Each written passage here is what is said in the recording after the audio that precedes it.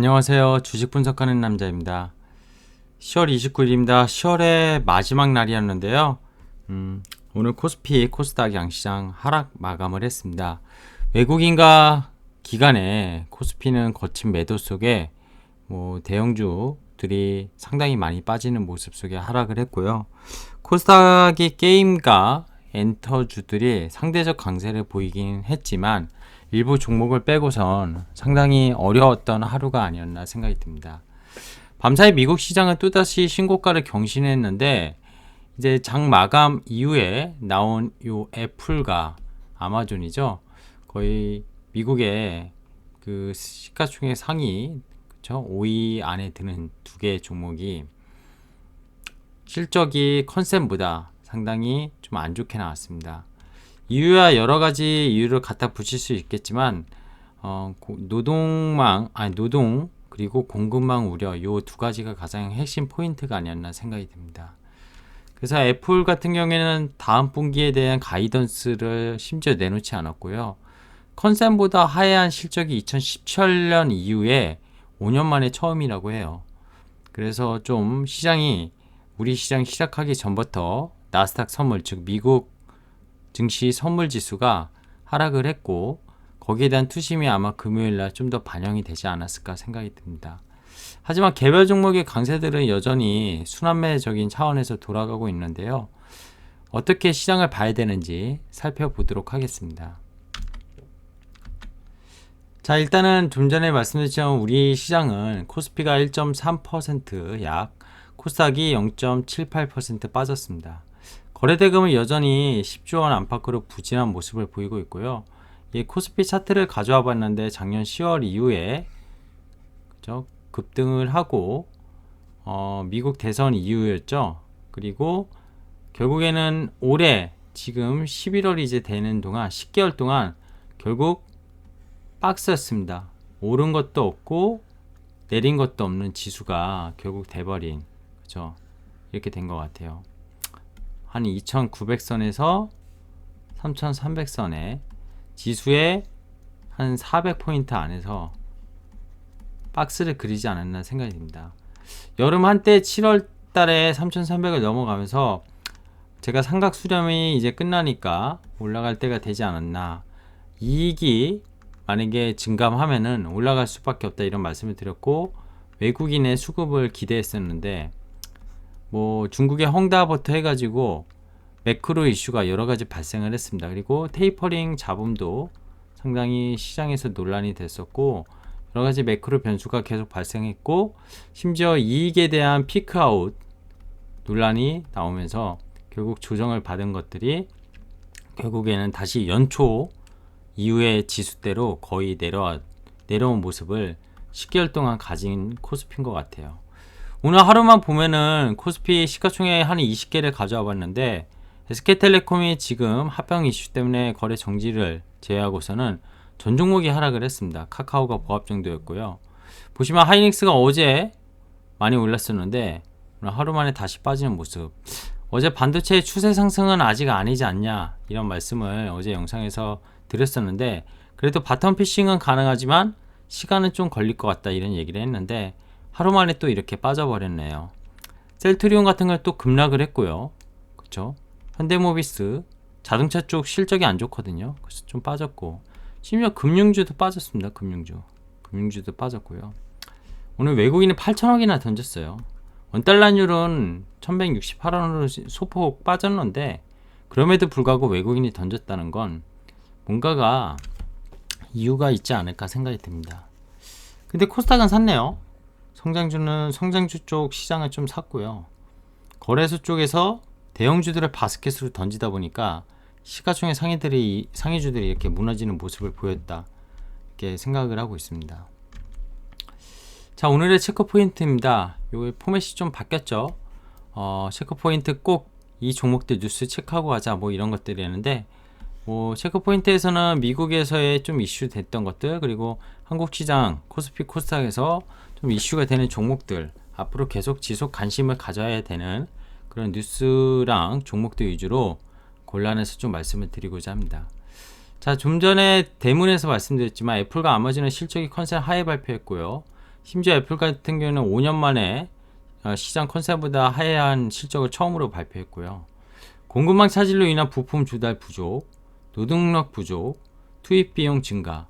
근데 또 자세히 살펴보면은 수요, 공급망 붕괴는 됐지만 수요는 여전히 상당히 시장에서 넘친다. 이런 예상을 통해서 애플은 사상 최대 매출을 또 4분기에도 이룰 것이다. 그런 가이던스는 나왔습니다. 뉴욕 증시는 실적 상승가 이어졌죠. 뭐 GM과 포드도 실적 발표했고요. 포드 같은 경우는 반도체 공급 문제가 해결되고 있다. 또 이렇게 발언을 하면서 실적도 좋게 나왔고 8%나 급등 마감을 했습니다. S&P 500 기업 중에 대다수 기업이 이제 실적을 발표를 거의 마무리 짓고 있습니다. 거의 90% 가까이 실적 발표를 했는데, 그죠? 80% 이상이 85% 가까운 기업이 실적이 컨센서보다 기대 이상으로 발표가 되고 있습니다. 조 바이든은 원래 3조 원 넘게 집행하려고 추진하려고 했던 그 이제 부양 정책에 대해서 좀 양보를 했고, 민주당과 공화당의 어떤 합의를 빨리 이끌어내기 위해서 1조 7,500억 달러 기존보다 좀 많이 준 그런, 그렇죠? 이 부양 정책의 집행 자금을 사회복지 예산안 발표를 또 했습니다. 그러면서 미국 증시는 기업의 실적과 함께 이런 부양책 이런 이슈로 이제 합의점에 도달했다 이런 걸로 오른 거죠. 근데 그 시장에 마감하고 애플과 아마존의 실적이 발표하면서 지금 선물 지수가 이 시각에도 마이너스로 좀 있는 상황이고, 국내 증시의 외국인의 투심을 좀 자극하지 않았나. 이 공급망에 대한 우려, 이게 4분기에 더 우려될 거다. 이런 가이던스들, 기업들의 그런 것들이 시장을 좀 짓누른 성격이 있었다고 보고 있습니다. 요새 유메이드 정말 핫하죠. 시가총액 50위에 코스닥 종목이 5위입니다. 5위. 그죠? 10단계도 아니고 45단계를 뛰었어요. 45단계.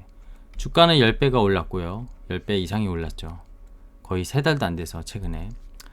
유메이드 맥스, 뭐 NHN이 유메이드 트리 게임과 블록체인 사업 협력 MOU 체결 소식, NHN까지 나서고, 최근에 계속 말씀드리지만 게임 쪽, 그죠? 엔터 쪽, 비트코인, 그리고 이 NFT, 이 모든 것들을 엮여서 봐야 되고, 이 생태계가 되게 주식시장의 돈의 흐름을, 물론 메타버스 ETF라는 ETF가 출시되면서 자금을 또 쏠림 현상을 만들기도 했지만 환경 자체가 이쪽으로 상당히 계속 조성되고 있다는 건 분명해 보입니다. 아프리카 TV도 오늘 실적 발표했는데 실적도 좋게 나왔지만, 거기 이제 아프리카 TV 안에서 NFT를 통한 또 결제 시스템부터 해가지고 그 생태계를 만든다, 이런 것들을 추진하고 있다, 이런 소식이 있었는데, 역시 관련해서, 그렇죠? 메타버스 관련 종목으로 또 같이 수급적으로 끌어올렸다, 이렇게 보고 있습니다. 실적도 정말 좋아요. 실적 정말 좋고요. 저는 물론 아프리카 TV를 한 번도 사용해 본 적은 없지만, 여기서 돈 버는 BJ들, 뭐 논란이 있는 BJ들도 있지만, 정말 이 스트리밍 서비스잖아요. 이게 어떻게 보면 이쪽이 이익을 낼 수 있는 구조를 계속 구조적으로 잘 만들어내는 것 같아요. 이런 기업이 계속 이익이 잘 나오니까 성장할 수밖에 없겠죠. YG 엔터테인먼트, 저는 최근에 하이브랑 SM 엔터테인먼트는 계속 말씀드렸는데, YG는 사실 특별하게 말씀드린 적은 없습니다. YG의 블랙핑크가 불핑이 사실 뭐 하이브의 BTS랑 견준다 안 견준다 이런 말은 제가 감히 못할 것 같고요. 하지만 얘네도 글로벌 팬덤을 갖고 있고, 돔에서 콘서트를 충분히 이미 했었던 히스토리도 있고, 앞으로 유드 코로나가 갔을 때 블랙핑크 하나의 어떤 아티스트 그런 가치만으로도 YG 엔터테인먼트의 시가총액이 지금 1조 2천억인가요? 7만원대가 오늘 7만원 좀 넘었죠. 6만원 후반대인가 7만원에 끝났는데, 이 정도의 가치가 충분하지 않을까, 이 불핑 하나만으로도. 그죠? 그런 기대감, 여러가지 이런 엔터 주식에 대한 것도 오늘 또 이렇게 시장에서 핫했다. 오늘 핫했다기보단 계속 연속적으로 돌아가면서 어제 하루 조정 받았지만 다시 또 이런 뉴스들 아니면 니프트가 나오면서 상당히 시장을 여전히 견인하는 역할을 하고 있다고 볼 수 있겠습니다. 자, 오늘은 저는 시장이 하락했는데 이게 주식 분석하는 현자 픽앤뷰입니다. 투데이스 픽앤뷰. 약간 포맷이 오늘부터 바뀔 거예요. 11월부터 계속 이 포맷으로 일단 당분간 갈 거고요. 삼성전자가 다시 7만원 이하로 내려왔어요. 근데 저도 삼성전자는 이제는 좀 사볼 만하다 이런 얘기는 드리고 있지만 이런 얘기를 드리고자 합니다. 오늘 제가 주식을 이 채널을 열면서부터 삼성전자에 대해서 몇 번 분석도 했었지만 왜 삼성전자를 사시나요? 삼성전자 살 바에는 관련된 반도체 소부장 장비를 사서 더 업사이드 포텐셜이 큰 것들을 먹을 수 있는 그런 투자를 하자, 투자를 지향하자 이런 말씀을 드렸었는데 대형주랑 개별주 보통 어떻게 선호하시나요? 자산의 가치가 내 투자 자금이 정말 뭐 크다면은 대형주를 당연히 사야 됩니다. 포트폴리오에. 개별주만 할 수 없어요. 근데 대부분이 이 방송을 보시거나 앞으로 주식으로 돈을 버시려는 분들 뭐 그냥 단순 절대 금액으로 환산할 수는 없지만 제가 보기에 10억 미만이라고 치면은요 굳이 대형주를 많이 포트에 담을 필요가 있을까? 아직 그렇게 큰 시드가 아닌데 그죠? 이게 절대적인 건 아니라고 했어요. 이 숫자가 이 숫자에 대해서 크냐 작으냐 상대적인 관점이기 때문에 논란이 없었으면 합니다. 자, 삼성전자가 좋은 회사는 다 맞죠. 그리고 뭐 PBR도 낮고요. PR도 낮습니다. 피어 그룹 대비. 근데 저평가 구간에 그래서 있다고 우리나라 증권사 애널리스트는 매번 얘기하고 있고 장기 투자용으로 정말 좋다. 1등주다. 대한민국 대표주다. 이런 얘기를 하는데 지금 삼성전자가 액면 분할을 한 이후에 뭐 97,000원도 갔었지만 지금은 오늘 69,700원인가요? 이 7만전자라고 쳤을 때 이게 10만원을 가면은 7321, 7428, 40% 정도 오르네요. 삼성전자가 이 정도 오르면 뭔가가 저는 특별하지 않는 이상 SK하이닉스는 더 오르는 업사이드가 있다고 보고 있고요. 그 밑에 반도체 소부장 업체들은 최소 더블 먹을 수 있는 종목들이 늘렸다고 생각이 듭니다. 자, 시총이 100조짜리 회사가 삼성전자가 지금 시총은 500조 정도 하는데요. 우선주까지 하면 500조 넘죠. 이게 200조로 레벨업 되는 거. 삼성전자 매출이 지금 몇 년 동안 200조 원대 갇혀 있어요. 연간 매출이. 이게 매출이 점프업이 돼야 됩니다. 제가 예전에도 말씀드렸지만 이익도 점프업이 돼야 되지만 매출이 점프업 되는데 이 삼성전자가 갖고 있는 사업 여러 가지 사업 부분 디스플레이며 뭐 IM 뭐 핸드셋 부분 그리고 지금 뭐 하만 부분 그리고 제일 뭐 캐시플로우를 많이 가져오는 이 반도체 메모리 지금 문제되는 부분 이런 부분에 대해서 어느 하나가 좀 줄면 어느 하나가 좀 보강하고 뭐 그런 식으로 그쵸? 전 사업부가 매번 항상 좋았던 적은 없었던 것 같아요. 있어도 그게 얼마 안 가기 때문에 이 매출이 이 200조 원에서 더 늘어나 200조 원대에서 300조 원대 뭐 예를 들면 400조 원대 이렇게 컨탄 점프를 못 하고 있습니다. 이게 된다고 하면은 주가는 이미 심한전자 이상이라고 생각을 해요. 그래서 시총이 100조짜리 이거 예를 든 건데요. 200조를 되려면 시총이 더블이 되는 거잖아요. 지금 최근에 코스닥의 뭐 게임주나 뭐 아까 유메이드 같은 게 시총이 아무리 커졌지만 뭐 1조가 5조는 될 수 있지만 100조가 500조가 되기 위해선 정말 기업에 스펙터클한 변화가 있어야 됩니다. 그쵸? 그 얘기를 제가 여기 적어 놓은 거고요. 주식을 투자해서 수익을 낸다는 건 내 자본을 투입하는 겁니다. 뭐 빚을 내서 투입도 하고 레버리지도 일으키죠. 레버리지의 단점은 이제 얼마 전 같은 하락장이 나왔을 때 내가 멘탈이 그쵸? 심리적으로 버티지 못하고 담보비율 못 맞추면 반대매매 나가서 갖고 있었으면 진짜 괜찮은 종목들 다 잃게 될 수도 있는 거. 그래서 리스크 관리 해야 된다는 거. 이런 건데 근데 자본을 투입했어요. 어쨌든 레버리지 쓰든 안 쓰든. 근데 가장 중요한 건 저는 이거 같아요. 이거 시간 투자. 내가 투입된 시점으로부터 단타를 얘기하는 게 아닙니다. 어느 순간까지 내 목표가 얼마인지 그죠? 이걸 달성하지 못하면 이 구간부터 다시 이익 결정까지 뭐 이걸 연간 단위로 계산할 수 있겠죠. 투자는 연속이지만 그래도 어느 정도 목표를 세워야 된다, 내는 투자를 해야 되거든요. 이때 뭐 달성 못하면 이때까지 얼마를 하겠다는지, 그죠? 뭐 1억을 3억을 만들고 3억을 7억을 만들고, 그래서 이거를 30억 정도 만드는데 한 10년을 계산하겠다, 뭐 이런 목표가 대략은 있어야 된다고 생각합니다. 이 목표가 없으면 주식의 포트폴리오를 어떻게 짜야 될지도 모를 것 같고요. 기본적으로 그냥 추상적으로 나는 돈을 벌어야 돼, 이거보다는 훨씬 내 계획이 생기면서 주식 투자에 되게 더 공을 들이게 돼 있습니다. 그리고 최근에 뭐 미국채 금리가 오르고 결국 테이퍼링하고 금리 인상하면 가치주가 되지 않겠냐, 이런 말들이 해외나 국내에서 계속 많이 나오는데, 최근에 미국채 금리도 다시 1.7% 올랐었고 한국판 긴축은 이미 하고 있고, 미국에서도 결국 테이퍼링은 다음 주에 아마 발표할 텐데요. 연준의 회의가 11월 우리 시각으로 4일날 발표되니까 테이퍼링 하고 내년부터 금리 인상을 하면은 이거 사야 되겠죠. 언론의 말에 의하면, 분석에 의하면.